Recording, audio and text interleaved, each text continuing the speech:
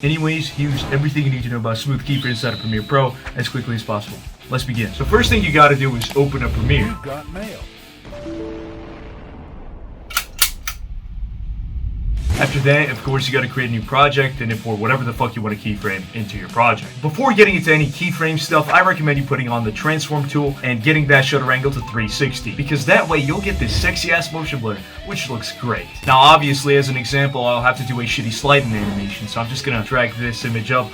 And, you know, yeah, I'm aware this looks like absolute fucking crap right now, dog shit. But this is where the velocity aspect comes in to make it all look great. Now, how do we activate the velocity? Well, it's very simple. The way to activate the panel is to click this little arrow next to the stopwatch icon, and then you're going to see a straight line pop up below the keyframe. Now, let me explain a little bit of physics in order to really understand what is going on. So the reason why the keyframe isn't smooth is because the straight line signifies the linear way that the keyframe moves in. So how do we make it smooth? Where it's very simple. We're going to have to make it curving.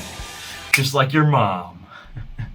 I want to kill myself. So now how do you do that? Well, hold on, very simple. So first off, just click any keyframe you want. I'm going to go with the second keyframe, as I want my animation to start up very fast and go slow over time to give that smooth effect. So I'm just going to go over and click on the second keyframe, and then I'm going to see this little blue ball under it. So I'm going to go ahead and click on that and then drag it down. So that way it creates this kind of speed ramp kind of thing, which is why the keyframe is smooth. Essentially, what you're doing is making a curve in the keyframe panel, and then you're going to make the keyframe smooth because it's following the pattern that you drew it in. As you can see, it starts up very fast and goes by very slowly. We can also do this. We can select the first keyframe, then drag it in the other direction, and then you can see that it starts up very slowly and gets faster over time, which is really great for impact editing. For example, zooms, shakes, whatever the fuck. So yeah, that was the tutorial. Like and retweet if you enjoyed this. Let me know in the comments if there's anything else you want to learn from me. Have a good day. Or a bad day. I don't fucking know.